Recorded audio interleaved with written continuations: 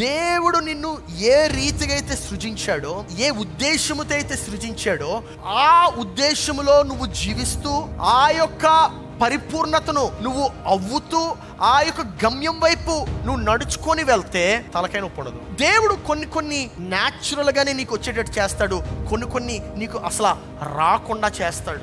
రానటువంటి వాటి గురించి నువ్వు రేగులు పడతా ఉంటావు, రానటువంటి వాటి గురించి నువ్వు దిగులు పడతా ఉంటావు, నీ దగ్గర లేనటువంటి విషయం గురించి నువ్వు ఆలోచిస్తూ ఉంటావు, నీ దగ్గర లేనటువంటి విషయం గురించి నువ్వు చింతిస్తూ ఉంటావు. కానీ నువ్వు గమనించాల్సిన విషయం ఏంటంటే, దేవుడు నీకు అది దక్కకుండా ఎందుకు చేస్తున్నాడు, దేవుడు నీలో ఆ యొక్క పర్టికులర్ తలాంతి ఎందుకు పెట్టలేదంటే, నీ యొక్క కాన్సన్ట్రేషను, నీ యొక్క ఫోకస్ నువ్వు కలిగి ఉండే దానిపైన పెట్టడానికి మాత్రమే. చాలాసార్లు మనం ఏమనుకుంటామంటే, దెర్ ఇస్ కాంపిటీషన్, పక్కోడి కన్నా నాకు ఎక్కువ ప్యాకేజ్ రావాలి, పక్కోడి కన్నా నాకు ఎక్కువ శాలరీ రావాలి, పక్కోడి కన్నా నాకు ఎక్కువ హైక్ రావాలి, పక్కోడి కన్నా నాకు ఎక్కువ అప్రిసియేషన్ రావాలి. I stop craving for appreciation, I stop craving for packages when I was a teenager. దేవుడు నాలో పెట్టినటువంటి విలువను నేను గుర్తించాను. దేవుడు నన్ను అంచెలంచెలుగా హెచ్చించడం మొదలుపెట్టాడు.